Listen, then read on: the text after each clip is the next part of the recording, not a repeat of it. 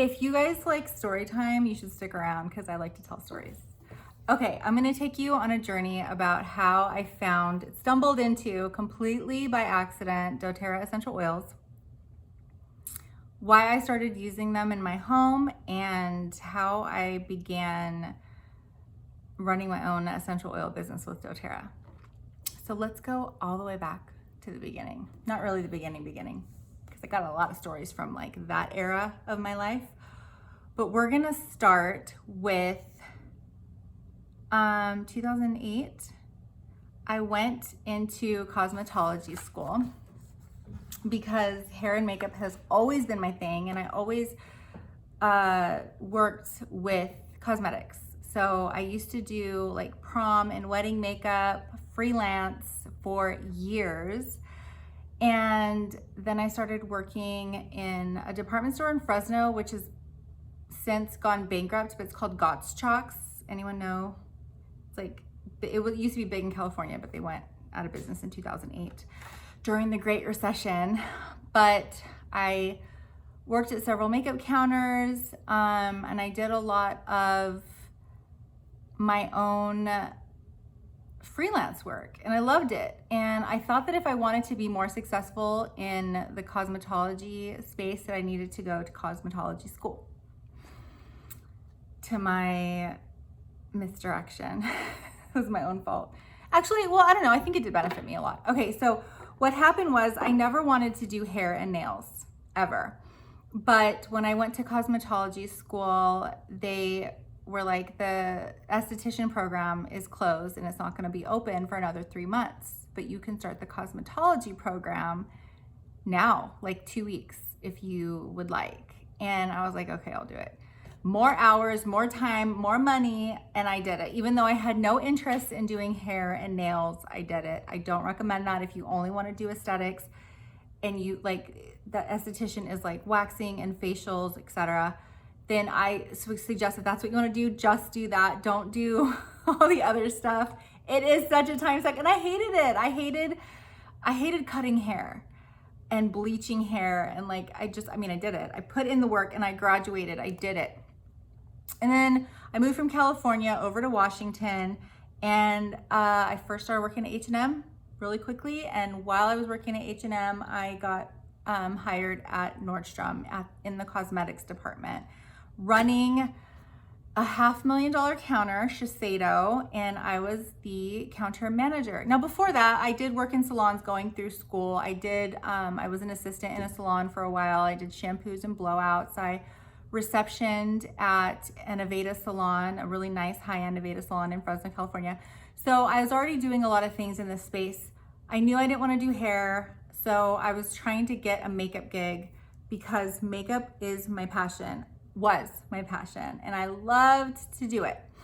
Well, to my dismay, when you work in a department store, it's commission based. I was making good money, and I loved it, but it's like you have to sell 10 Clarisonics to get a free Clarisonic, or you have to sell 42 mascara bundles to stay in the race towards becoming America's next most successful counter manager in Nordstrom.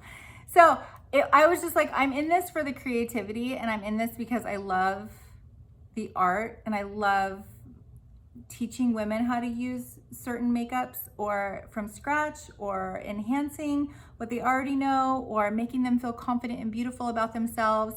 I wasn't in it for the sale, and it is sales, okay? And I would get written up quite often whenever I did not open up a certain amount of Nordstrom cards every month. So we have to open credit cards. We have to make a quota every day based on like, okay, right now we're pushing Strivectin. How many bottles of Strivectin can you sell this week? And so it just was like frustrating for me, because I was like, I'm not going to sell anybody Strivectin if I don't believe in it, and if they don't need it, and if I like for myself to get like in this. I'm not a competitive person. I'm competitive with myself, but I've never been like, my manager used to come to me with her little clipboard, and she used to be like, Andrea, so-and-so sold this many mascara bundles today. How many do you have today? And I'd be like, none. And then she'd be like, oh, and I'm like, that stuff doesn't work with me. I'm not gonna be like, ooh, she got that many, I'm gonna get this many. Not my steez. I know some people that works, I mean, I know a lot of competitive people, and I actually used to really envy that. But yeah, it just wasn't my thing. You know, my goal, okay, before I got married, my dream was to travel the country with my little makeup case on runway shows, fashion week, like photo shoots. That was my dream and my thought process back in the day. Things went a different direction. God had other plans for me. I still really loved being in the cosmetics industry. Makeup and hair and fashion was just amazing. And like I say that because I used to, you know, I worked at Nordstrom, I worked at Gottschalk's, I worked at Macy's, I worked at Sephora. So I had a lot of fun experience. I met some amazing people, and like it was amazing. I had a beautiful ride, and I thank God for that, because it was exciting and it was exactly what I wanted to do. Is I wanted to be like a mover and a shaker in that realm, and I did it because I wanted to do it, and I was able to achieve that, and I loved it. But then my husband and I started a family. I got pregnant with my oldest son, Oliver, and oh my gosh, I didn't really have a plan after I had him what I was gonna do. I just went from running the counter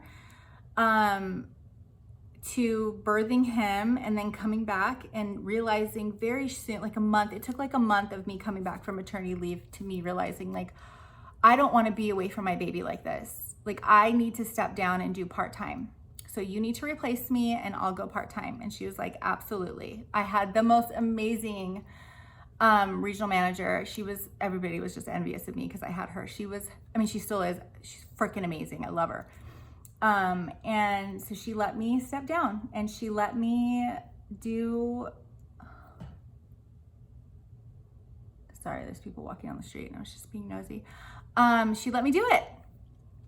So I stepped down and I went part-time. And then when Oliver was 6 months old, I got pregnant with my second son. And after I birthed Forrest, I was like,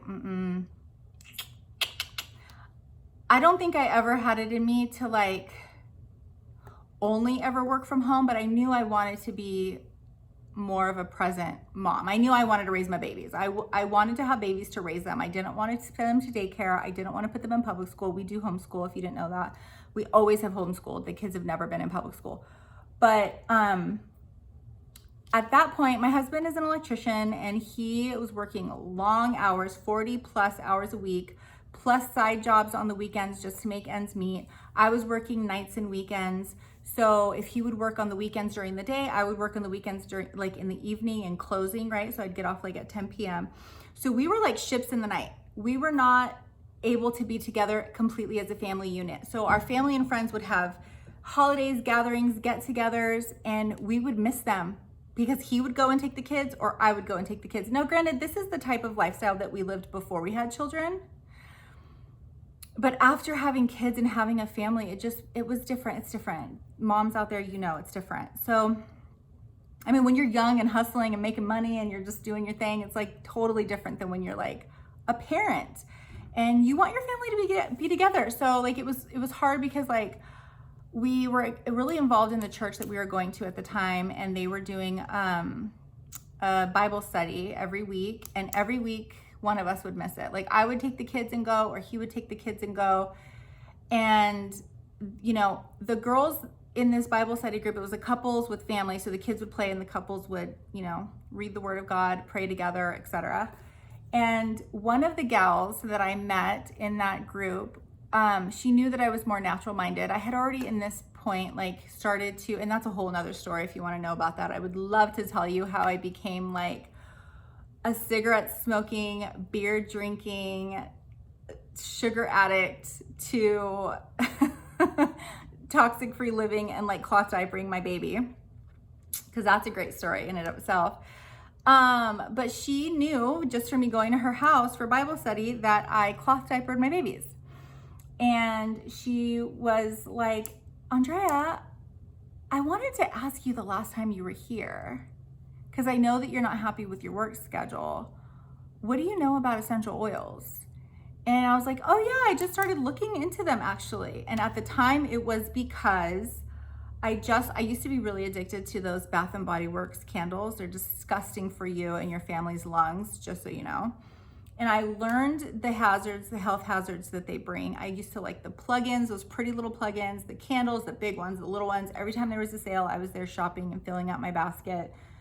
And I had just learned how bad they were for me. And so I started to look into making my own candles. So I'm crunchy. I started to look into buying beeswax, and then looking into oils, because I was like, I don't want to because beeswax is really like, I don't know if you know, tangent, but like beeswax is really great for people who have allergies, which is me. I have seasonal threats like a mug. My eyes, my nose is running like crazy. And so I was like looking into beeswax candles because I learned the benefits of them. But then I was like, I want them to smell good still. So how am I going to scent them naturally, right? So that's when I stumbled upon essential oils online. And I was looking at the ones at like Whole Foods. And I was, this is like brand new. It's just a few months. I was like looking into this stuff, trying to get myself pumped and ready to be like, I'm going to go into candle making for myself because I love burning candles and I want my house to smell good, but I don't want the side effects of using these toxic, disgusting chemicals in my home. Sound like Courtney Kardashian. Disgusting chemicals. So I was like, I wasn't trying to blow her off, but it probably sounded like I was blowing her off. I was like, oh yeah, I just started looking into essential oils and I was looking at these ones from Whole Foods, and I wanted to buy some to scent my DIY candles. And so she's like, oh yeah, so I use them for like health benefits. Like, did you know? And blah, blah, blah. And my sister sells them and she has 4 kids and she homeschools and she has a more flexible schedule because she sells these oils. And I was like, oh great, that sounds really great. Good for her. And then that was it. That was the conversation. It's so funny. In hindsight, like I get what she was trying to do, but like at the time I was so stupid. Like I just didn't get where she was going with that. She was trying to help me because she knew that I didn't want to work retail hours anymore. And once you work retail for a certain amount of years, which I did for a ton of years, it's retail is a nightmare. You guys, if you're shopping retail, be nice to the people there, your rep, unless they're total jerks to you. Like I have high standards for customer service. I worked in customer service my whole life. Don't let anybody disrespect you, but like also like be nice. Like I was always like ready to go above and beyond, but like there's some crazy stories about retail. I'll tell you that right now. So the next couple weeks passed and she talked to Jared without me present because Jared had to take the kids to Bible study because I was working late. And he was like, she hates it. She's over it. Like she wants to be here with me and the kids. She doesn't like that we're apart so much. And it like, I could get emotional about it. I really felt like I was missing out on being a family unit. Like we were just switching and taking turns. He would take the kids and I would go to work and I would take the kids and he would go to work. It was very rare that we were all 4 together. So she was like, yeah, I was telling Andrea, my sister sells essential oils and she used to be a cosmetologist and she had running a salon out of her home.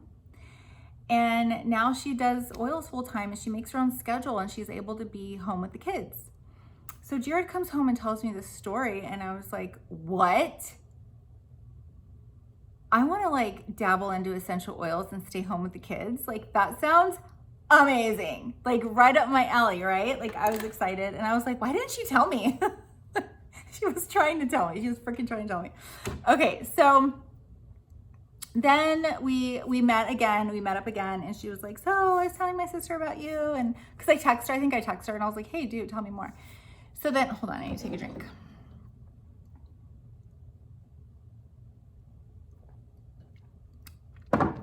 Okay, so I was like, hey new BFF, tell me all about this situation that you're talking about. What's funny is I didn't realize that it was network marketing. I didn't realize that it was even like I didn't know, like I don't know what I was thinking. I don't know what I was thinking. I was just open and ready for a change. And I was already very natural minded. I had no idea at that time what essential oils were capable of. I was only ever looking into them for my candle purposes, okay? So her sister set up a Skype call with me. Remember when like all we had to do was Skype? Like that was our only option. I don't think Zoom was out back then, was it? Maybe it was, and I had no idea. So her sister, my now best friend, Tanya, set up a Skype with me. Jared took the kids out of my hair. I was talking to Tanya and she was like, what do you know about essential oils? And I was like, oh, I know that I want to do candles. And she was like, oh, well, let me tell you a little bit about them. And she told me about the top 10 oils. She told me how they can be used medicinally. She told me how, because I was already like very sketch with my pediatrician, because every time something came up with my kids, my pediatrician was really pushing like Tylenol or baby aspirin or, you know, and I just was like, what else can I do? And the doctor would be like, well, if your son has a fever, you need to give him this to reduce the fever, right? But my gut and my intuition, I call it conviction from God, was telling me that there was something more that I could, because I've always been a research freak. Like in my strengths, have you ever looked at your strengths finder? Researcher is my top one, almost to a fault. Like I over research stuff to the point where I won't make any decisions until I research for 6 months. It's so stupid. But I was researching like the mainstream stuff is not the best stuff for our babies, and how it even came to be. And my pediatrician wasn't trying to hear that at all. I mean, we clashed. I had to go through 3 pediatricians to get to the one that I'm at now, just put it like that. And I have an amazing naturopathic doctor. I highly recommend you looking into naturopathic doctors if you're more natural minded like me. I'm digressing. Okay. So then I was like, girl, I want these oils in my home. I can't even believe you just blew my mind. I did not know that I can use them for my baby being overheated or for my seasonal threat allergy things. I didn't know that I can use them on my dog. I didn't know that I can disinfect my home with them. No idea that it was all natural, that they're more intense and powerful than herbs. Like I had no idea. So I was so excited to talk to her that I bought my first kit. Actually, that's not true.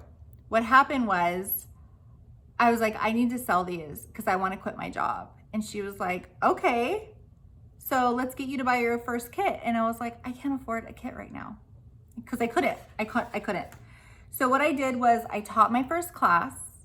I got 3 enrollments, and those enrollments paid for my first kit. And then I kept teaching classes and I kept paying for my own oils from the commissions that I was making from the classes that I was teaching. Now, back in the day, I was only doing webinars, and I was just like so excited and passionate about what I was teaching people. And I was so excited and passionate about leaving Nordstrom. No offense, Nordies, but like I was over it. And then here I am. 10 years later. 10 years later. Yep. No, 9 years. My second son is 9 years old. Yep. 9 years later, here I am. I'm still using the oils like crazy. Look, that's my little oil library. That's my humidifier diffuser. If you don't have one of those, it's a humidifier and a diffuser together. It's amazing. It has a huge reservoir, so it just can go. I'm still using them. I'm still selling them. I'm still excited about them. I'm still talking about them. I'm still like so excited to teach people like, no, but you don't understand.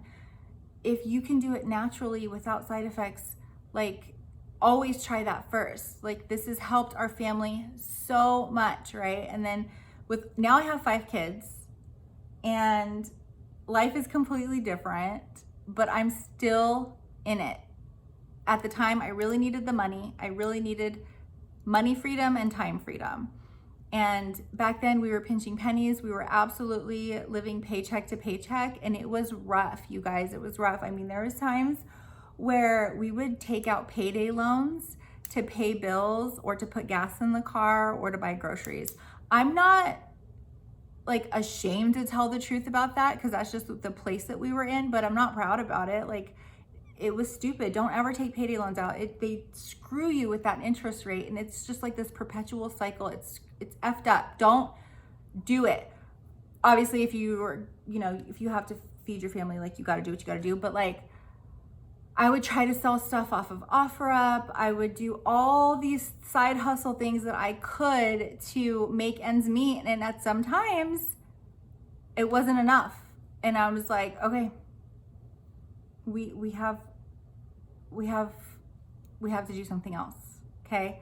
So with this extra money that has blessed our lives and our family, it really gave us, it took away that insecurity of like, oh, every 1st and 15th, here we go, right? Because I was like, it's true residual income.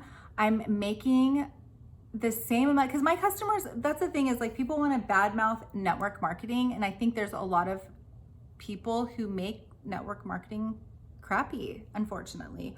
But the doTerra is incredible because it's true residual income, and people who are customers or doTerra are customers because of the products, like me. If I wasn't selling them, I would be using them no matter what. I have used them for 9 years. I don't ever want to be without them. When I'm low on my frankincense or my tea tree oil or my lavender, like I'm stressing out. I'm like, dang it, I forgot to order last month. I need to put my order in. Like these oils are oils that I use on a regular basis for everyday common things, or when the poop hits the fan, right? Like I have the peace of mind of knowing that I have natural remedies in my home. So before I go to the doctor, before I go to the ER, before I go like whatever, I look at my book, I figure it out. And like most times I'm good. I don't have to go to the doctor. I don't have to call the doctor. Like we're usually good. Thankfully we're blessed, and it saves us a ton of money on medical bills. But